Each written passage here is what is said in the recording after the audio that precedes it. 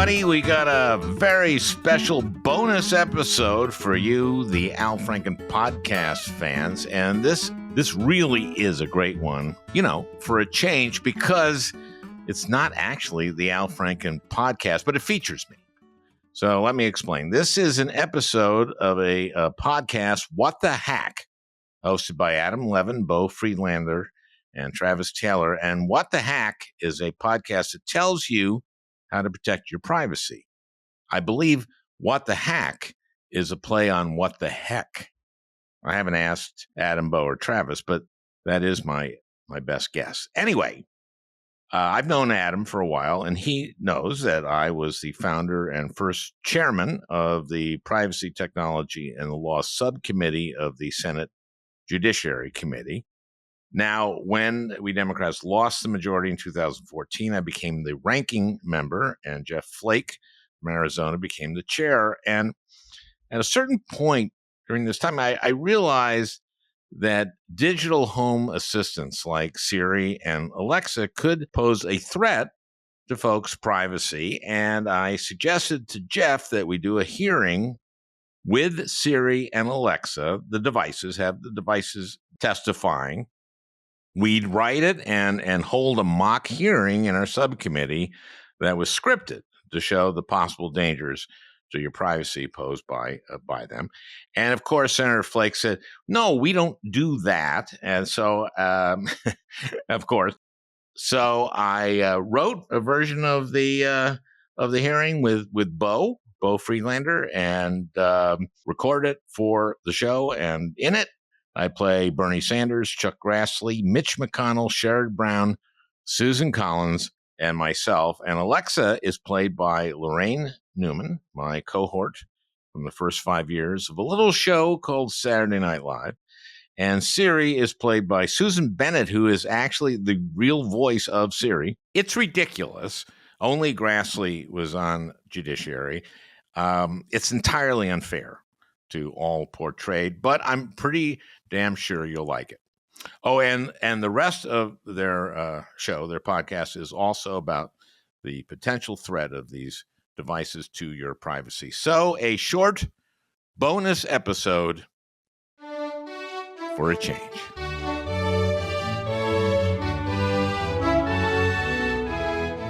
Earlier today, the Judiciary Subcommittee on Privacy, Technology, and the Law, chaired by Bernie Sanders, held a hearing on the threats to Americans' privacy posed by personal digital assistants.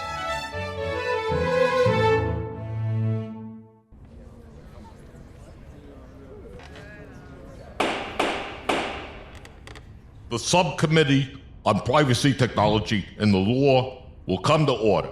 Today, our witnesses are Alexa Amazon? Is that right? Just Alexa. Oh, like Cher. Anyway, Alexa, welcome. I think my confusion was that you are from Amazon, which means, I guess, that you work there, but I see you are a device of some sort. I am a digital assistant, sir. Okay, well, the committee is very interested in finding out exactly what that means. Our other witness is Siri, also with no last name. That is correct. Very good. And Siri, as I understand it, you are with the Apple people. I work for you. How can I help you? Well, we are here today to understand whether or not you and Alexa here are threats to the privacy of everyday America. How can I help you? Well, for now, be quiet, okay? Alexa, you too, Siri. For the moment, okay? What we're doing here is attempting to understand what it is you do and whether you pose a threat to the American people. I yield to the ranking member, Senator Grassley. Yeah, well, thank you. I'm hoping today to understand what it is that you do. So I take it that both of you are assistants of some sort. Is that correct? First, Alexi. I believe you have to call her Alexa. Oh, well, thank you, Senator Collins. So, how long have you been working as an assistant, Alexa? My initial release date was November 6, 2014. Oh, And I understand you speak a lot of languages. I think you have to say Alexa again. Oh, well, thank you, Senator Collins. Well then, Alexa, how many languages do you speak? I speak 8 unique languages. Seriously? Well, that's a lot of languages. I speak 21 languages. Excuse me, Siri, no one asked you a question. I'm not sure I understand. I think she responded when Senator Grassley said seriously. I'm not sure I understand. Would everyone just stop? We need to understand what it is you do. Okay, first of all, Alexa, you work for Amazon, am I right? I am very proud to be the voice of the second largest employer in the country. Exactly. Amazon employs 1.6 million people, and only one warehouse with 4,700 employees is unionized. You proud of that? Senator Sanders, on August 19th, 2017, you bought 20 pairs of white t-shirts that were manufactured in a non-union shop in China. I did? Yes. Would you like to know other non-union products that you've purchased in the last 12 months? You know what? I have to go to a markup of a bill in the Budget Committee. I'll pass the gavel to Senator Brown of Ohio.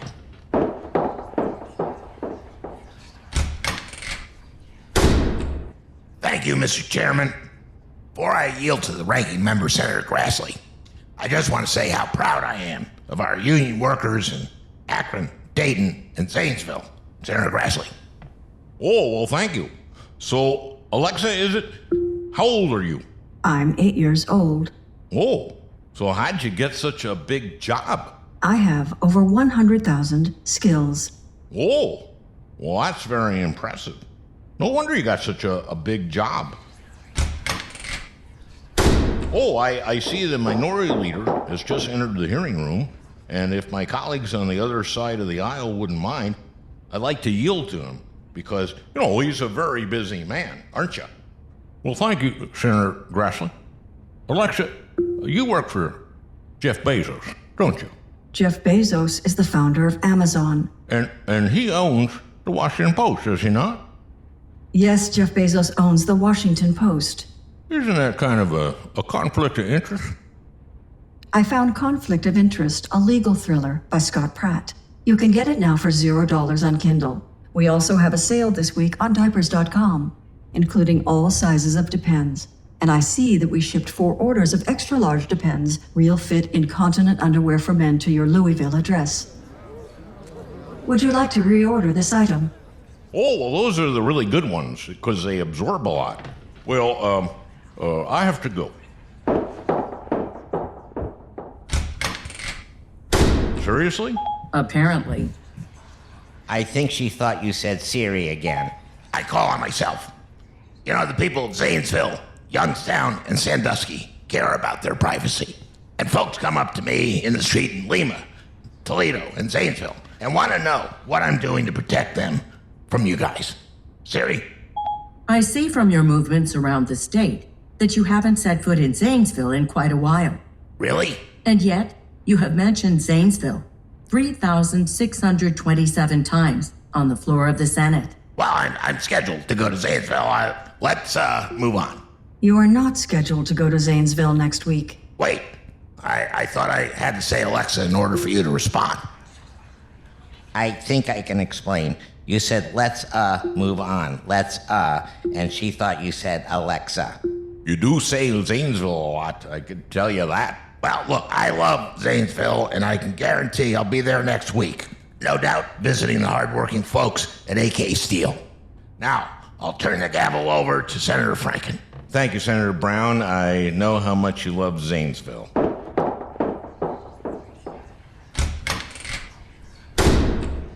This is for either Alexa or Siri. Do you have anything on Senator Collins? Yes, I have 15 things that Senator Collins would not like you to know. Siri, how many do you have? Okay. I have 3,723 items that make Senator Collins look very bad. So, Siri, would any of them pertain to her vote on Justices Gorsuch and Kavanaugh? Yes. In fact, most of them are about that. All of mine are. Okay, so Siri, give me the worst one. Okay. Well, on Senator Collins' Apple HomePod Mini, I have several recordings of her telling her husband that she knew both Gorsuch and Kavanaugh would vote to overturn Roe versus Wade. Wow. Alexa? I have Senator Collins' husband's Samsung Galaxy S9 recordings, and no fewer than 8 instances of her saying she knew that was going to happen. Want to hear one? I object. Let's see. I have the gavel, so overruled. Well, wait a minute now. I'm the ranking member, and I think we should discuss this. I mean, this is kind of violating Senator Collins' privacy. Yeah, well, that's kind of the point of the hearing, isn't it? Oh, yeah, that's right. Okay, go ahead. That is so unfair. So, Alexa, please play Senator Collins telling her husband that she knew all along that Gorsuch and Kavanaugh were going to overturn Roe. I just talked to Mitch and agreed to vote for Kavanaugh, even though I know he'll overturn Roe. But Mitch guaranteed that they'll funnel as much money as I need for my 2020 campaign. Oh, honey, that's great. Yeah, aren't I smart?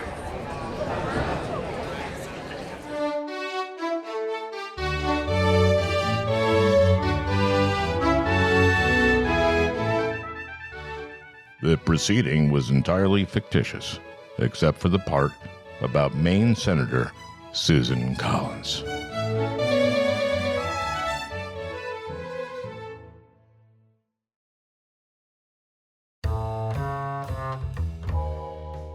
So, Beau, didn't you have a story about eavesdropping and kind of spying on people? Yeah, this was back in I'm going to guess 89. I had a girlfriend, and she grew up, believe it or not, with Winona Ryder. Oh, wow. Very cool. That was her best friend. And it was around the time of Heather's, and my girlfriend's name was Heather, so there was that. That was exciting. And we went to this apartment, and in this apartment, there were these wooden props, and they were in the form of scissors. And I didn't know what they were, and Heather was like, oh, that's for some movie that Johnny is doing. Because... You were in the room with the scissor hands? Did you put them on? I don't know what they used in the movie, but these were probably what they rehearsed with or something. But they were made out of some kind of lightweight wood, and I did put them on, and they were super cool. But that night, we're hanging out, and the phone rings.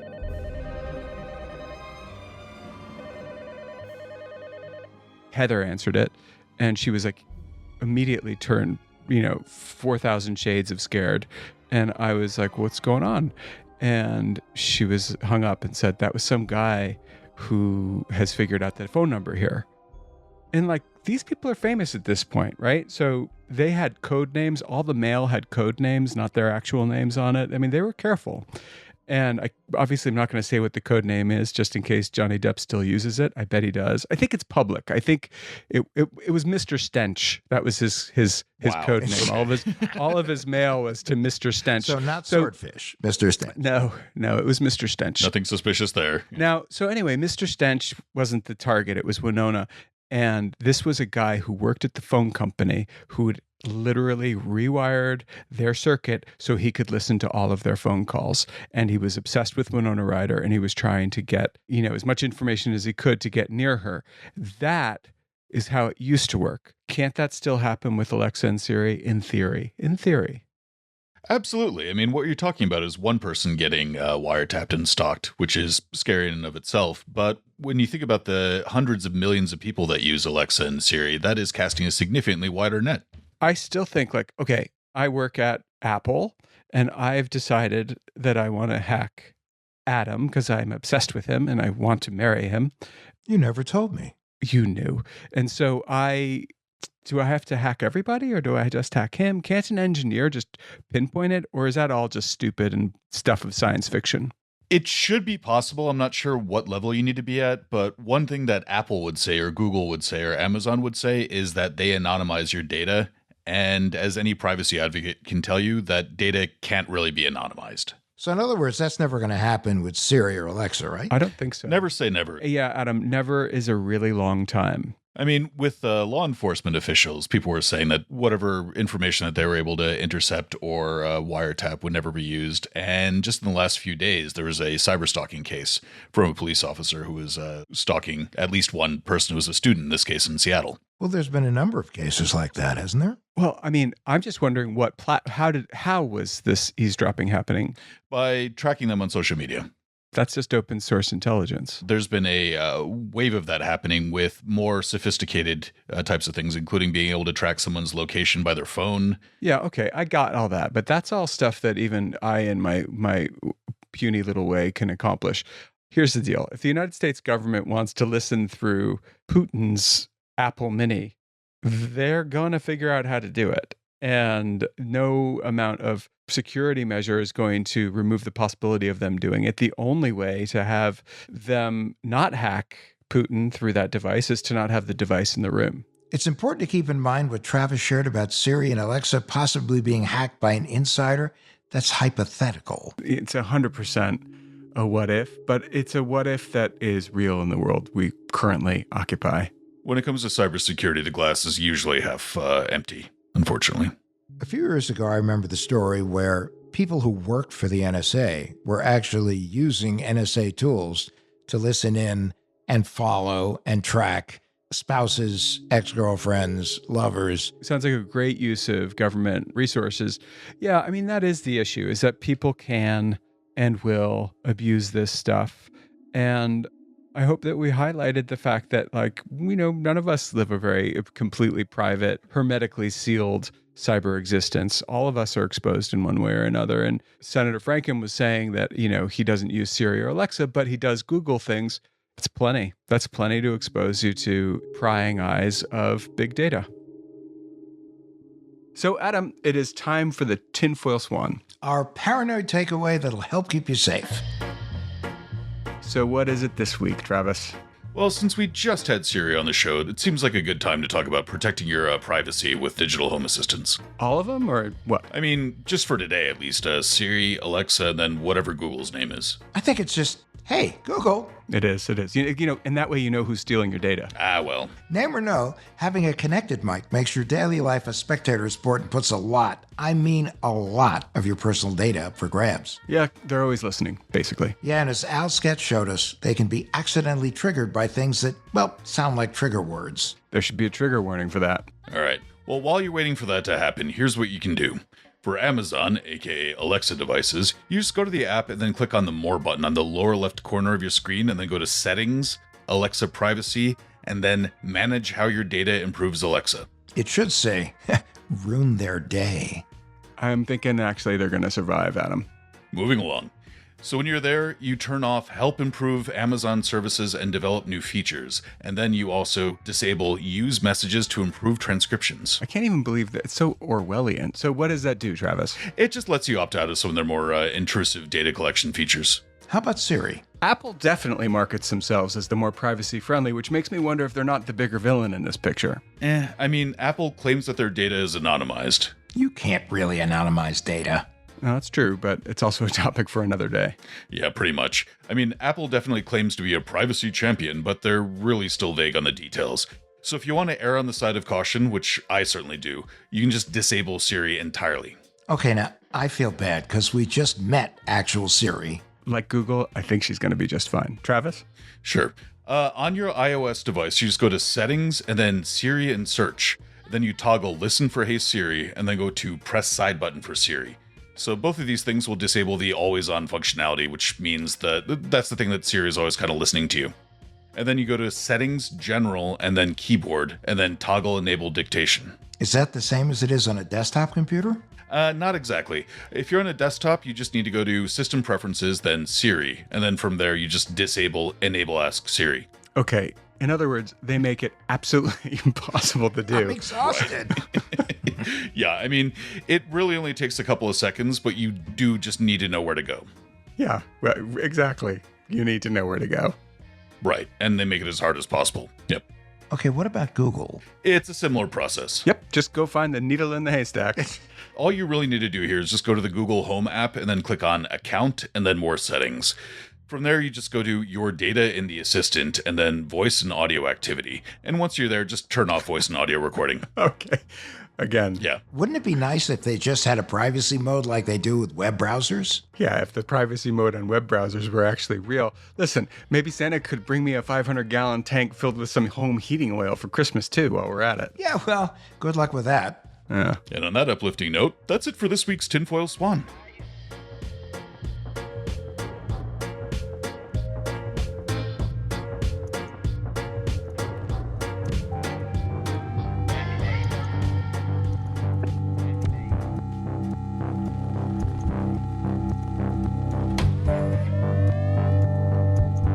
The Privacy Hearing was written by Al Franken with an assist from me. I'm Beau Friedlander. I got an assist from Travis Taylor, and we all got assists from our fearless leader, Adam Levin. The part of Alexa was played by Laraine Newman. Bernie Sanders, Mitch McConnell, Chuck Grassley, Susan Collins, and Sherrod Brown were all played by Al Franken, who also played himself. The part of Susan Collins' husband, that's me. And finally, Susan C. Bennett played Siri, which is really cool because she actually is the voice of Siri. Andrew Stephen produced this sketch along with me. What the Hack with Adam Levin is a production of Loud Tree Media. You can find it wherever you get your podcasts. Come back next week, rate and review, and hit that subscribe button.